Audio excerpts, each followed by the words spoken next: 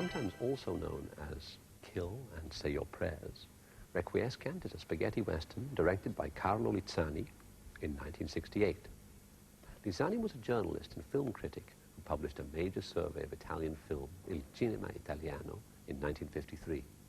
He's also a stage director, seen here at the opening of one of his plays in Rome, giving encouragement to a young admirer.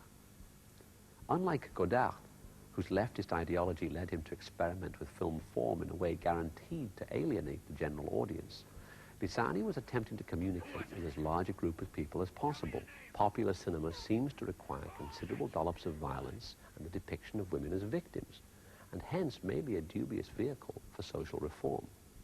Nevertheless, some of the best art has a moral purpose and contains a message.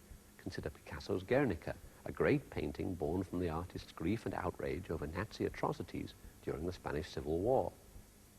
Anyway, about this spaghetti western. Requiescant, as in Requiescant in Pace, Rest in Peace, or in this case Pieces, is the name given to the central character, played by Lou Castel. Castel is an interesting actor, little seen. He was the bad guy in A Bullet for the General and appeared sinisterly playing the piano in Wim Wenders' The American Friend. Here he's a young innocent found wandering in the desert, a trainee preacher with the soul of a murdered gunfighter crying out for revenge. You get the picture.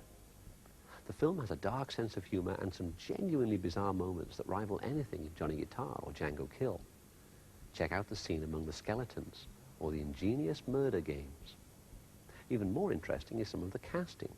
Mark Damon is an excellent villain, and several of the Pasolini actors, including Ninetto Davoli and Franco Citti, appear, as indeed does that great Italian director Pasolini himself, in the role of a machine gun packing priest. The previous year, Lizzani made another western with the magnificent title of The Hills Run Red.